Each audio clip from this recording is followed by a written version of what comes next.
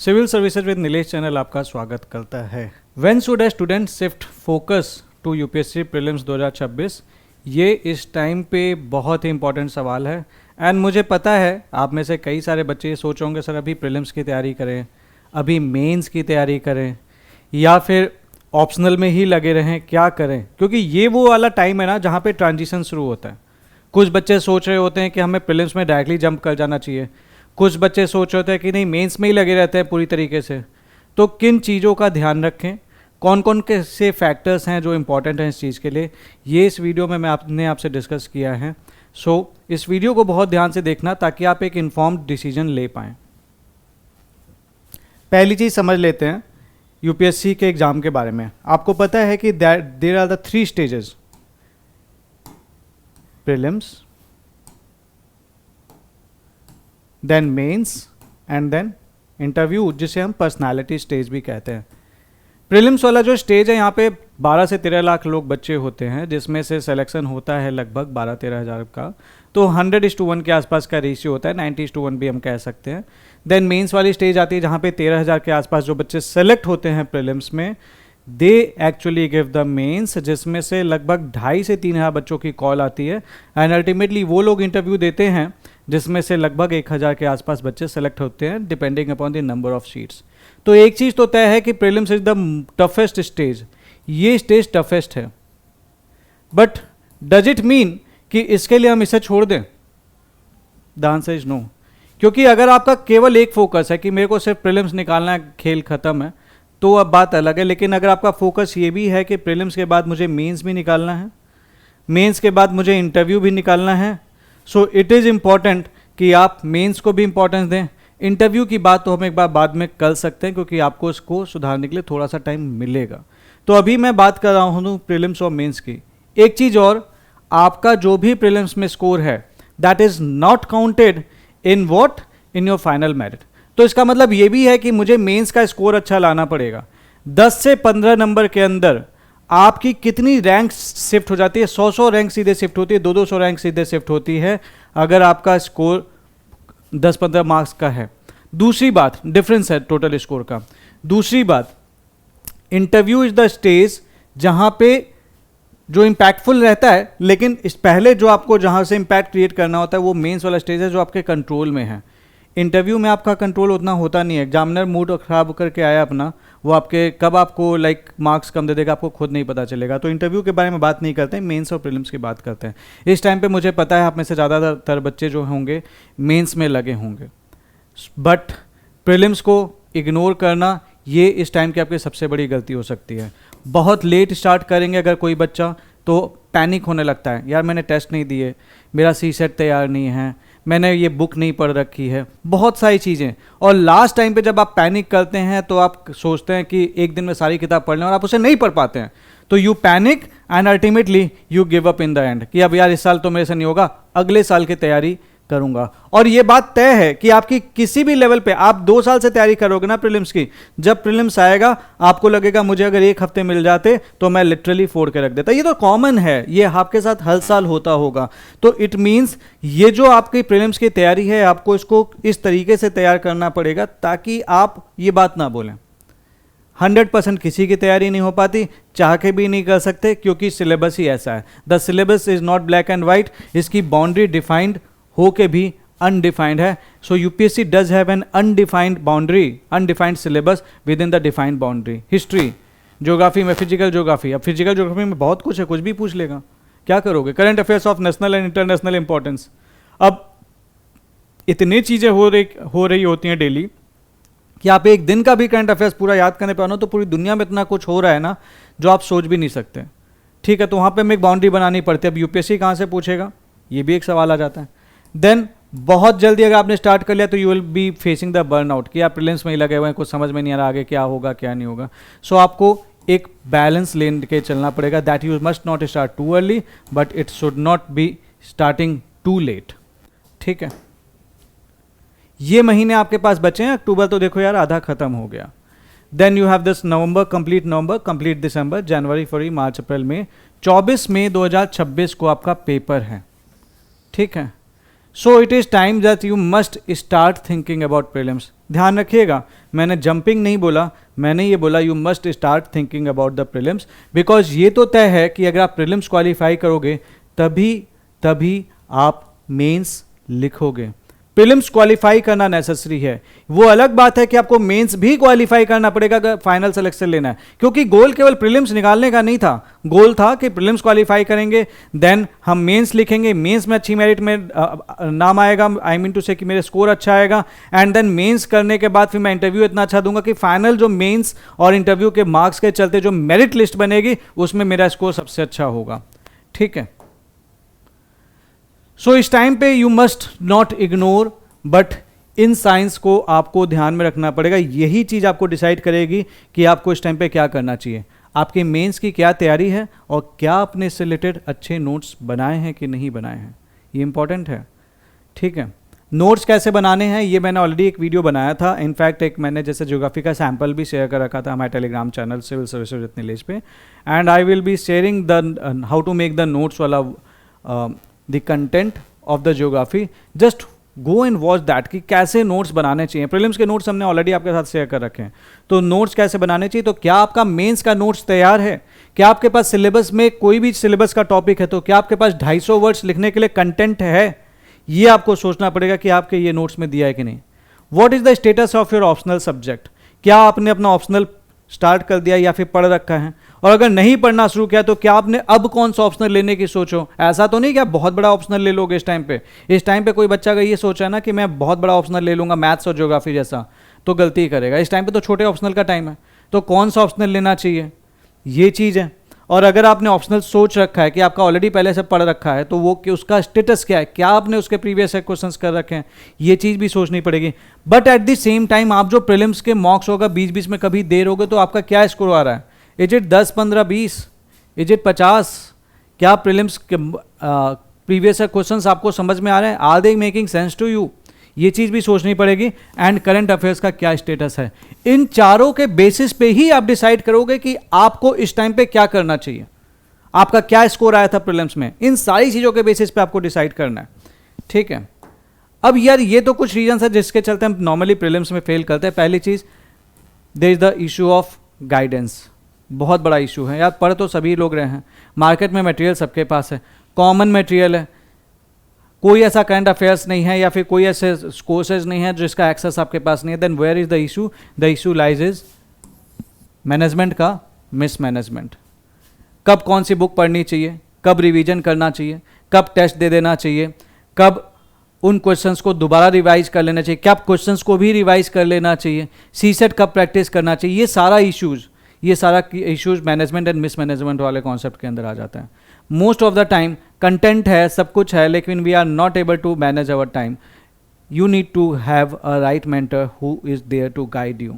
ठीक है, दूसरी चीज़, पीवाईक्यूज तो आपने किए हैं लेकिन आपने प्रॉपरली एनालाइज नहीं किया। बहुत सारे बच्चे क्या करते हैं, पीवाईक्यूज ऐसे ही कर लेते हैं, they don't give the PYQ due attention कि इसमें से मुझे सीखना क्या है। प्रीवियस क्वेश्चंस करके फैक्ट्स याद करना तो कोई भी कर लेगा, लेकिन क्या आपने उस प्रीवियस क्वेश्चंस में से कुछ सीखा है, क्या आपने उसमें स्ट्रेटेजी सीखी है कि इस तरीके के क्वेश्चन आएंगे तो मैं इस तरह से कर दूंगा।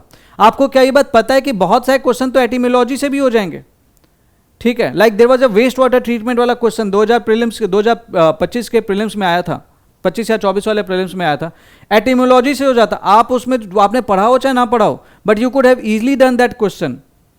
सो इट इज इंपॉर्टेंट कि क्या आपने प्रीवियस क्वेश्चंस को एनालाइज किया है, क्या आप एटिमोलॉजी समझते हैं, क्या आप उसमें एलिमिनेशन टेक्निक समझते हैं कि किस तरीके से हम एलिमिनेट करके भी कई क्वेश्चंस कर सकते हैं। तो ये सारी चीज़ें हैं। ऐसा तो नहीं आपने मैपिंग छोड़ रखा है, ancient and art and culture छोड़ रखा है, आईआर वाला टॉपिक छोड़ रखा है, क्योंकि ये टॉपिक हम लोग लास्ट में सोचते हैं पढ़ेंगे, फिर सोचते हैं यार पॉलिटी कर रहे हैं, इकोनॉमी कर रहे हैं, अब तो टाइम ही नहीं मिल रहा, इसी को रिवीजन करना है, तो we are not reading this, तो हम इन चीज़ों को नहीं कर रहे हैं। ऐसा तो नहीं हमने करंट अफेयर्स ही इग्नोर कर दिया है, और ऐसा तो नहीं हम करंट अफेयर्स को ओवरडू कर रहे हैं, हम 4 न्यूज़पेपर पढ़ रहे हैं, हम 6 मैगजीन्स पढ़ रहे हैं, और क्यों, क्योंकि हमें करंट अफेयर्स बहुत अच्छे से करना है। टेस्ट सीरीज क्या हम दे रहे हैं? बहुत सारे बच्चे टेस्ट सीरीज देना प्रेफर नहीं करते, they don't never give, but the thing is that you must also start considering the giving the test series. CSAT बिल्कुल लास्ट टाइम पे छोड़ रखा है।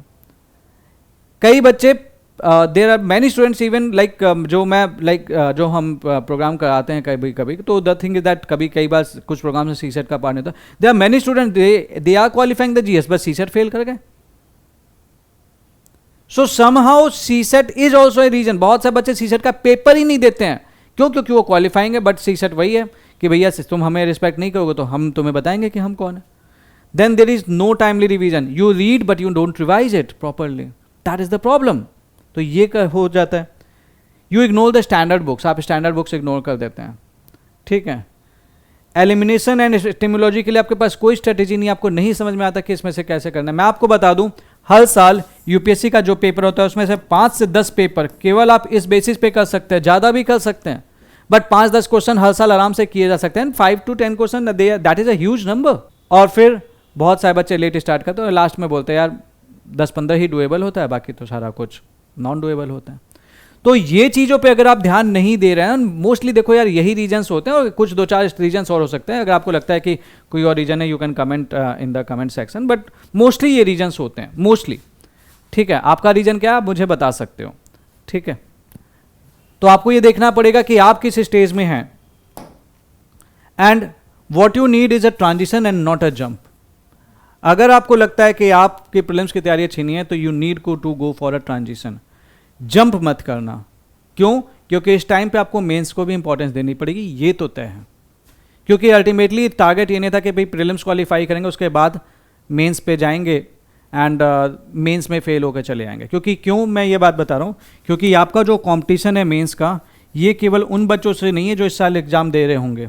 आपको ये बात क्या पता है that I belong to 2021 batch. मेरे साथ के बैच के भी कई बच्चे हर साल they are giving the paper, every year they are giving the paper. ठीक है. 2021 बैच के बच्चे, 2020 बैच के बच्चे भी देते हैं पेपर, 2022 बैच के बच्चे भी देते हैं पेपर, 2023 बैच के बच्चे भी देते हैं, 24 के भी देते हैं, और 25 वाले भी देंगे जो इस साल इंटरव्यू तक जाएंगे. Just think on that. तो आपका कंपटीशन केवल ऐसा नहीं है कि लास्ट ईयर के सेलेक्टेड लोगों के साथ है, आपका इन सब के साथ है. इसमें से कई लोग आईपीएस होंगे, कई लोग आईआरएस होंगे, कई लोग दूसरी सर्विसेज में होंगे, but they are again giving because उनको आईएएस चाहिए.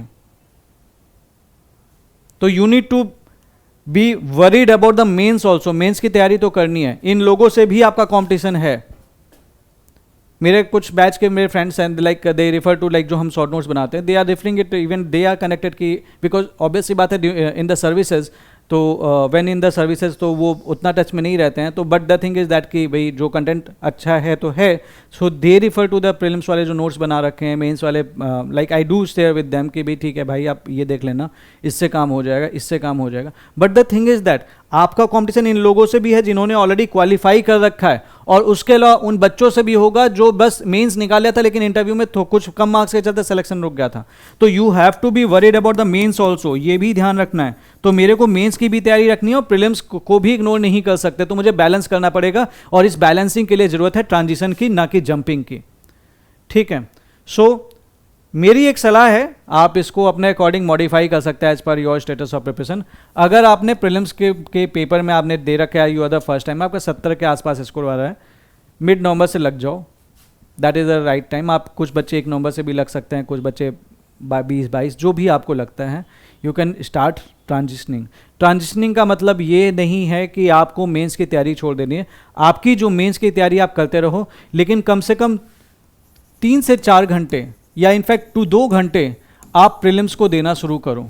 एक सब्जेक्ट उठाओ और देना शुरू करो. और ऐसा नहीं है कि आप मेंस की तैयारी कर रहे होगे तो आपके प्रीलिम्स में हेल्प नहीं करेगा. बहुत सारे टॉपिक्स हैं जो आपको हेल्प करते हैं, बहुत सारे. आईआर का टॉपिक बहुत अच्छे से डिफाइन नहीं है प्रीलिम्स में, लेकिन आईआर के क्वेश्चंस आते हैं. लेकिन आईआर का जो सिलेबस है, जो मेंस का है, उसको अगर आप उठाएंगे तो आप पाएंगे कि प्रीलिम्स में कई क्वेश्चंस उस सिलेबस से किए जा सकते हैं अगर आपने उसको सही से कर रखा है. और इस तरीके से आपको वो हेल्प करता है. आप अगर साइंस एंड टेक का क्वेश्चन देखेंगे, if you look at the question of science and tech, UPSC ने प्रीलिम्स के लिए साइंस एंड टेक का सिलेबस डिफाइन नहीं कर रखा है, लेकिन वो पूछता कहां से question? Biotechnology, space, IT, nano technology. और ये कहां पे दिया हुआ है? जस्ट थिंक ऑन दैट, ये दिया हुआ है आपके मेंस के सिलेबस में। सो मेंस का सिलेबस भी आपको बताता है कि आपको प्रीलिम्स की तैयारी कैसे करनी है। सो दिस इज इंपॉर्टेंट। तो अगर आपका 70 के आसपास तक का स्कोर आ रहा है तो बाय नवंबर आप ट्रांजिशनिंग करने की सोच सकते हैं। You can start considering the transition. 70 plus आ रहा है लेकिन आपने कभी कट ऑफ क्लियर नहीं की तो मिड ऑफ दिसंबर से लगना शुरू कर जाना। इसी टाइम के आसपास हम भी एक मैराथन लेके आएंगे ऑन द टेलीग्राम चैनल, ठीक है। एंड प्रीलिम्स क्वालिफाइड अगर आप हैं, आपने पहले क्वालिफाई कर रखा है, तो 1 जनवरी से it is time that you start transitioning and full fledge आप फरवरी से आ सकते हैं, ठीक है। अब एक चीज़ यहाँ पे ध्यान रखना, मेरी एक सिंपल सी बात, ये एक जनरल चीज़ मैंने आपको बताई है, बट एक सीधी सी बात है, you know exactly the level of your preparation, so you can do some modifications here, but that is standard practice जो आप इसे फॉलो कर सकते हैं, ठीक है। स्विच के दौरान कुछ कॉमन मिस्टेक्स है बहुत सारे बच्चे कर सकते हैं, like you continue the means, continuing means till too late, मतलब हम करेंगे दिसंबर तक फिर अप्रैल से करेंगे, तो ये मत करते रहना। दोनों की डिमांड अलग है, मेंस की डिमांड अलग है, प्रीलिम्स की डिमांड अलग है, सिलेबस एंड बुक्स वगैरह भले कॉमन हो बट डिमांड्स अलग हैं।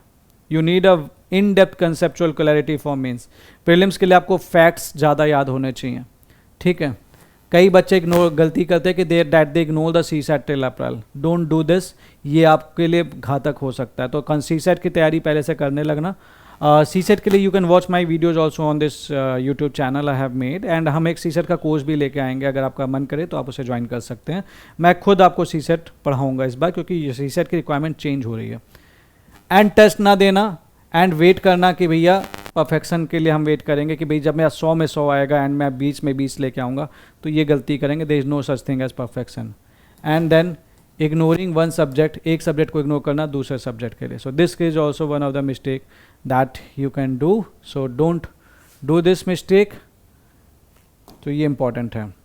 सो इन चीज़ों का ध्यान रखें, and it is important that you need to start considering the transition वाला फेज़।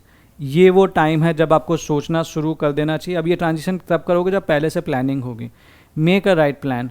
आपको कोई समस्या होती है, you can also come and meet me offline too. अगर आप अपनी प्रिपरेशन लेवल पे समझ में नहीं आ रहा है कि कैसे कब शिफ्ट करें, you can come and meet me at my office too, and otherwise आप मैसेज ड्रॉप कर सकते हैं इन दिस वीडियो के डिस्क्रिप्शन बॉक्स में। We will be assisting you on the basis of your level of preparation. आप अपनी conditions लिख सकते हैं कि सर मेरा ये तैयार है, मेंस में मेरा ये तैयार है, प्रीलिम्स में मैंने ये कर रखा है, मेरा स्कोर ये था, I am the first timer etcetera. तो अगर आप ये चीज़ लिख देते हैं कमेंट सेक्शन में भी, irrespective of wherever you are sitting, India के किसी भी कोने में हो, we will try to assess your situation, we will contact you and we will try to give you the right time कि भाई आप अब आपको शिफ्ट कर जाना चाहिए। तो for that all you need to do कि आप अपनी कंडीशंस लिख दें, and you can drop a number also और your Telegram ID also, so that our team you can contact you and we can guide you better. So that's it for this video. I hope आपको चीज़ें समझ में आई होंगी कब transition करना चाहिए। सो पढ़ते रहिए, बढ़ते रहिए। All the best. Thank you very much.